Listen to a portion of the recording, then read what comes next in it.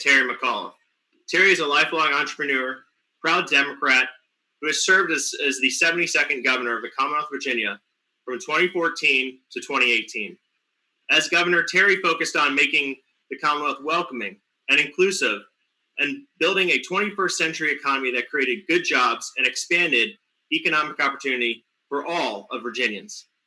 A tireless champion of progressive policies, Terry has dedicated his life to electing Democrats.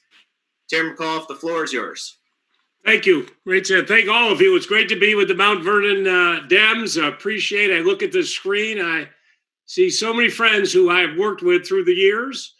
Just over the last 2 years, I've done 50 events in Fairfax for our candidates and our committees, and I see all of you there. And let me first of all thank you for all the great work that y'all did to help Joe Biden get elected and Kamala Harris. Appreciate all the great. It was really to have a new president. I went to the inauguration, and it was pretty amazing walking in the Capitol to go out to the seats and to see all the boarded up windows, the shattered windows, and then to go out and see Joe Biden took that oath of office. We really turned a corner, and Virginia led the way, winning the state by 400,000 votes. So thank you to all of you for everything that you have done. I announced for governor a couple months ago on a big, bold plan to take Virginia to the next level. I came out, as you all know, my co-chairs, Senator Louise Lucas and House Majority Leader Charnel Herring and Mayor of Richmond, LeVar Stoney. We've put together a great group of supporters from literally all over the Commonwealth. I have all 133 cities and counties represented, have been supportive of the campaign. And just in Fairfax alone, in Fairfax County, we've got Eileen Fillercorn, we've got Dick Saslaw, Jeff McKay, Sharon Bulova have really joined in to help the campaign. And Mount Vernon, of course, we got great Senator Adam Evans. Senator George Barker has been a great supporter. Delegate Mark Sickles has been helpful. And then our school board, I want to thank Karen Carpenter Sanders for the great work that she has done. And literally all of you who have really helped get this thing off. We started it in a great thing. And I came out in education. I had talked to Karen Corbett Sanders about education, about what we need to do to really take Virginia to the next level. I've come out with a huge, big, bold plan on what I want to do on education. As you know, you've heard me, Virginia, average teacher pay, we ranked 50th out of 50 states. That is a disgrace for the 9th wealthiest state in the United States of America.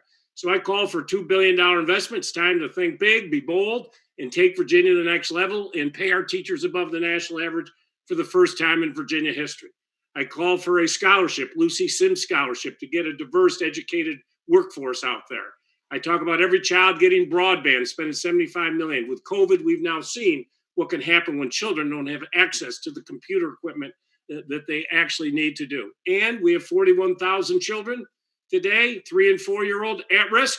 They don't have pre-K. I call for every single one of those children to get pre-K.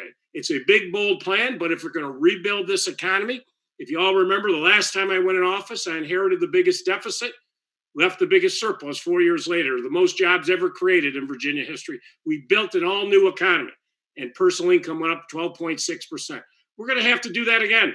COVID is going to whack our economy. It's going to affect everybody for years to come. But the state that rebuilds the best education system is going to be able to recruit the highest paying jobs and build the best workforce in the country. That was my goal last time.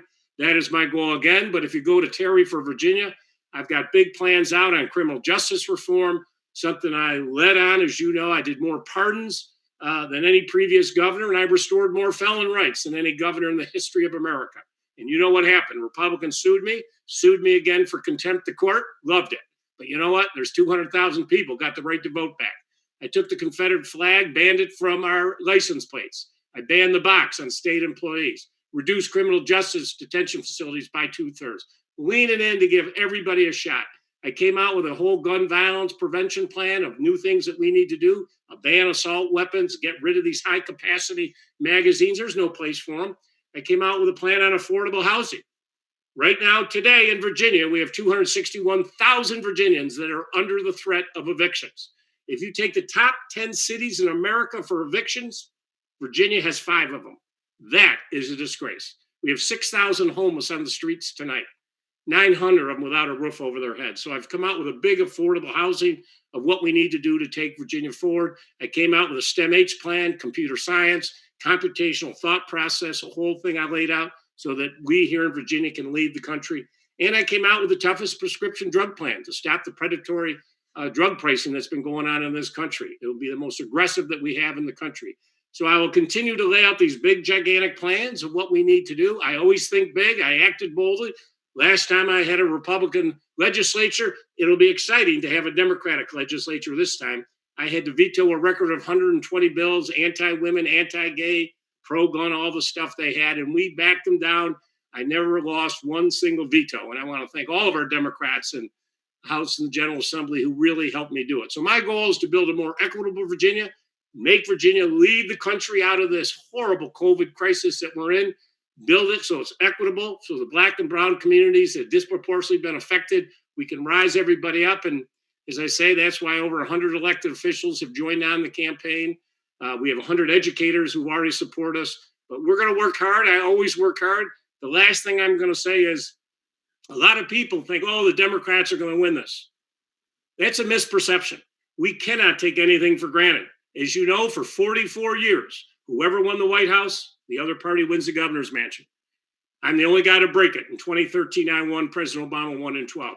Donald Trump has driven our turnout 17, 18, 19, 20. Donald Trump is not on the ballot. He's not in the White House anymore. We have to drive our turnout. We've got to bring it up.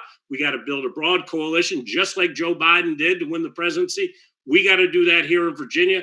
We're going to make the country, Virginia, number one over all the other 49 states. I thank you. I would love your support. It's going to be